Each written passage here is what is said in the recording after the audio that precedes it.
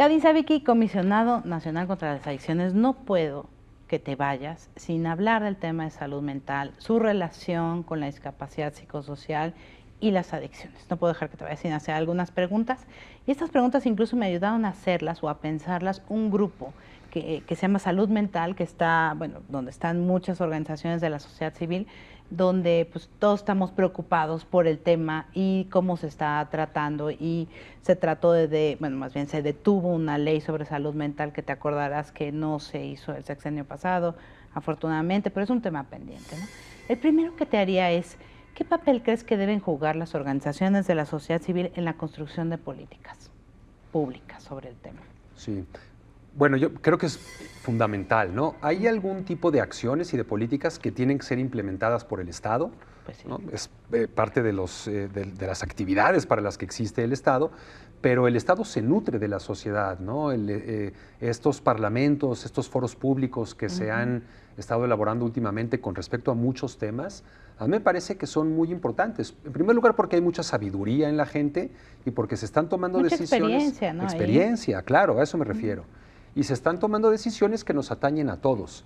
Entonces, si bien vivimos en una democracia representativa y hay mecanismos para ello, sí creo que es importante utilizar cualquier mecanismo que tengamos para cortar la brecha entre la cúpula del gobierno y la gente, ¿no? A pesar de las declaraciones del presidente de que no ve bien a las organizaciones de la sociedad civil en general, como generalizando. Sí, a él le gusta hablar del pueblo de México, ¿no? Y entiendo por qué hace esta acepción.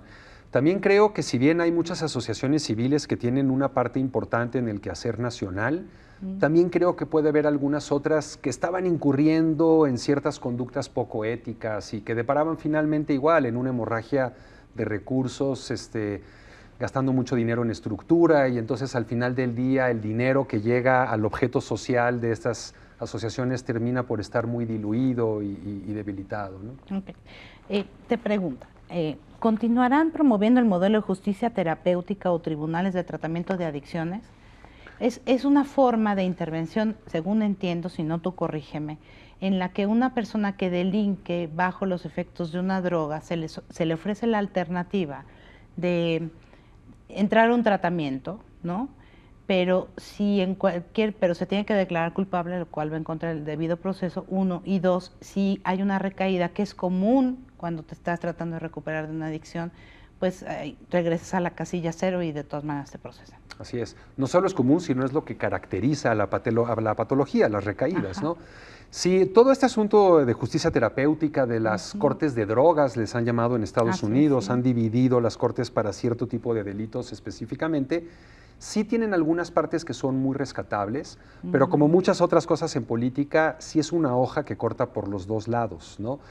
Pasa un poco por la estigmatización, pasa un poco por el registro.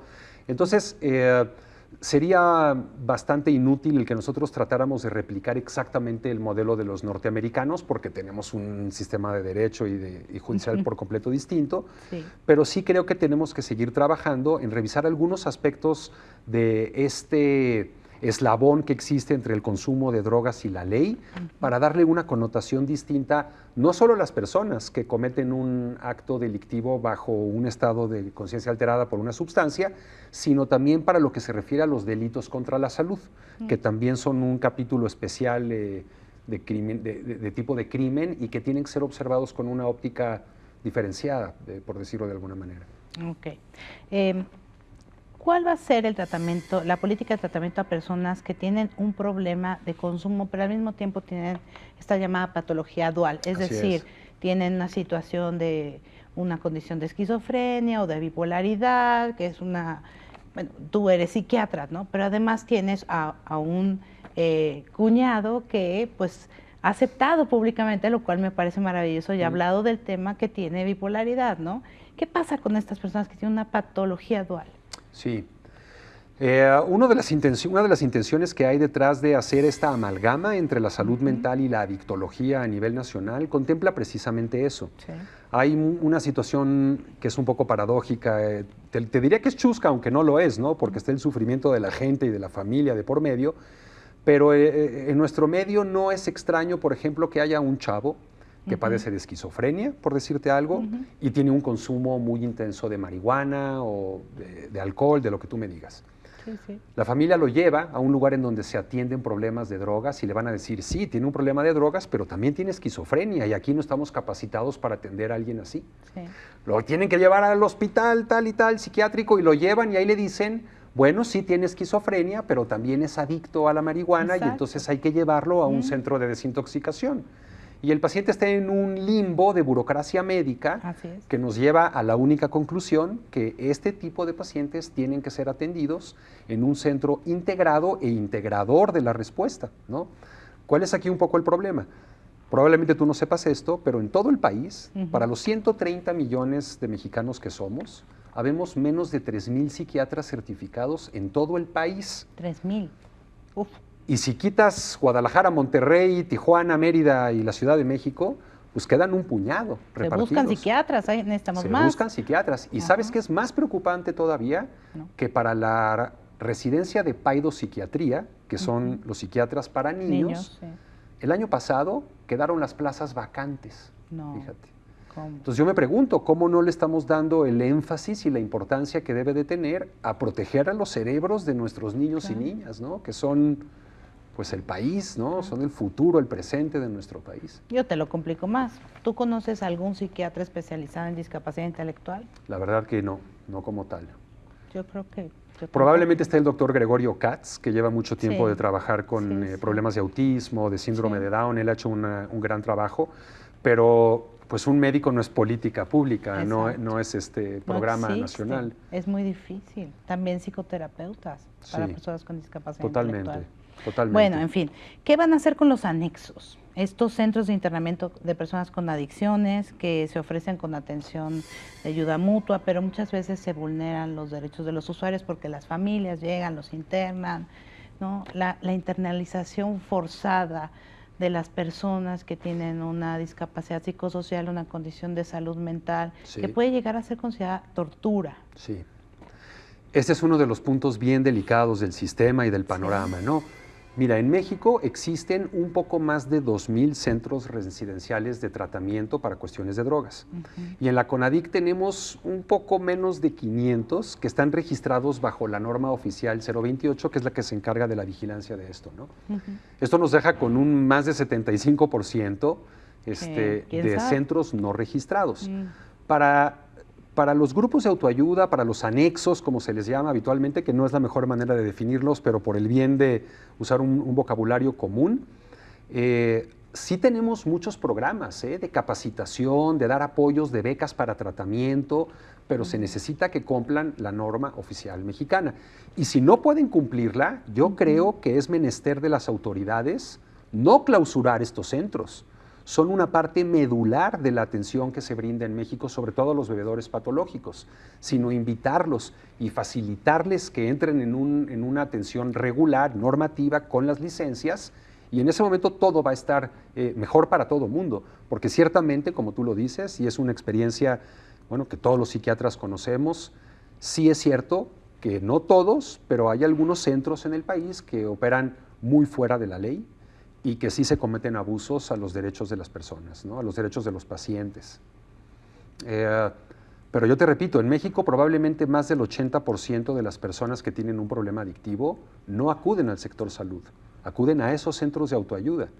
Entonces, a mí me parece que necesitamos meterlos, invitarlos, ¿no? Para que participen con su conocimiento, con su experiencia, hacer un esfuerzo en donde todos confluimos, porque definitivamente lo que no podemos es llegar y poner sellos en todos lados y clausurarlos, porque hay una necesidad. Hay una necesidad obvia, ¿no? Imposible de subsanar en este momento de otra manera. Andrés Manuel López Obrador estigmatizó a las personas con drogadicción al decir que hay que estigmatizar a la drogadicción, como dijo, igual que la corrupción. ¿Y qué piensas de eso? Sí. Mira, yo no me puedo meter en la cabeza del presidente, eso es cierto. Sí. Creo que el objetivo, o más bien la meta que tenía al tratar de decir eso, iba más encaminado hacia esta parte de la drogadicción, en donde también se incurre en la criminalidad, ¿no? Y nos desprendemos, fragmentamos el tejido social.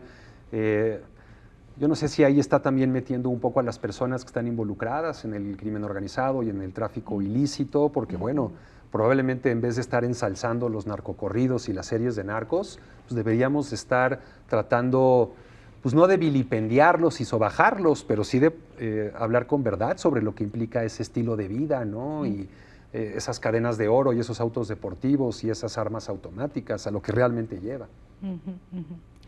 Yo creo que me parece muy inadecuado estigmatizar a cualquier persona.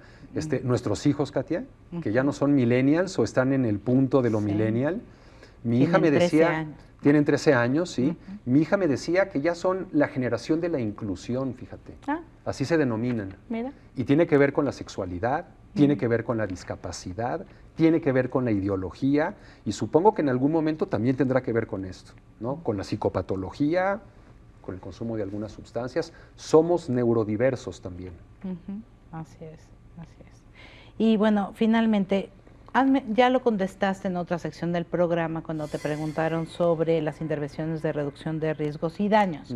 Pero cuéntame un poco más aquí, ¿qué es lo que piensas hacer? ¿Qué consideras que debe ser prioritario? Sí. Mira, lamentablemente ha habido como el intercambio de jeringuillas, ¿no? Sí. Ha conquistado en gran medida lo que es el panorama de la reducción de riesgo y daño. Y entonces, no es todo. Pareciera que la reducción de riesgo y daño significa básicamente una campaña anti-VIH en sujetos inyectores. Pero no, la reducción de daño va más allá, ¿no? Significa usar cinturones de seguridad cuando manejas un vehículo, llevar preservativos a las fiestas, saber qué consumes, no mezclar drogas, conocer el origen de la sustancia, no consumirlo solo. No se trata de abonar, ¿no? Ni de convencer a la gente que consuma. Una vez más, la primera y más importante de las declaraciones que provienen de la reducción del daño es: si no consumes, no consumas. Punto. Esa es la mejor manera de reducir el daño. Pero si ya lo haces y no puedes, o en este momento no quieres dejar de consumir por completo, siguen habiendo formas en las que puedes mejorar tus condiciones de salud, sujetarte a menos daños a la salud. Ahora, muchas veces este tipo de sugerencias, este tipo de maniobras, chocan un poco con lo que normalmente es aceptado, es conocido, ¿no? Claro. Entonces ahí hay una cuestión muy cultural, ¿no? Para poder hacerle ver a la gente que la reducción del daño no es nada más el VIH, sino que hay una manera de reducir el daño en todo consumidor patológico del veneno que elija, ¿no? Alguien que no quiere dejar de fumar tabaco por completo, probablemente si durante una temporada decide vaporizar la nicotina, una vez que estén regulados, o si es que se llegan a regular estos dispositivos, pues probablemente sea una etapa transicional para dejar de consumir nicotina. Si este es el uso que se le da, es una medida reductora de daño, ¿no? Y está bien que nos hables de esta cosa muy general, pero luego hay cosas que provocan que hay gente que se asuste. Por ejemplo, decías el caso de Mexicali y que la gente decía que había picaderos que ponía el Estado. Así es. Hay cosas como más, pues no sé, que provocan más, ¿qué será? Que llaman más la atención, que como son drogas más duras. Hay algunas también que son hasta triviales. Por ejemplo, te voy a decir una situación muy única. En las clínicas de metadona, no importa en dónde las tengas, los primeros problemas que empiezas a ver son los vecinos, ¿no? Porque de pronto llegan a las 9 de la mañana, que es a la hora que abren la clínica y que llega la gente a tomar su dosis, pues tienes a 100 chavos, que algunos de ellos no se ven como damas de la caridad y que probablemente están fumando y platicando en la calle, y los vecinos empiezan a decir, oye, pues yo no quiero que aquí en mi cuadra se vuelva el centro de reunión de estas personas, ¿no? Que no por estar en recuperación son malas personas, ni criminales tampoco, pero es una percepción, y vivimos en un mundo de percepciones, ¿no? Y de estigmas todavía. Y de estigmas todavía, claro que sí. Claro que sí. Así es. Gracias, Gaby. Ahora Gracias, sí, Katia. ya te dejo ir. Gracias, ha sido muy enriquecedor. Muchas gracias.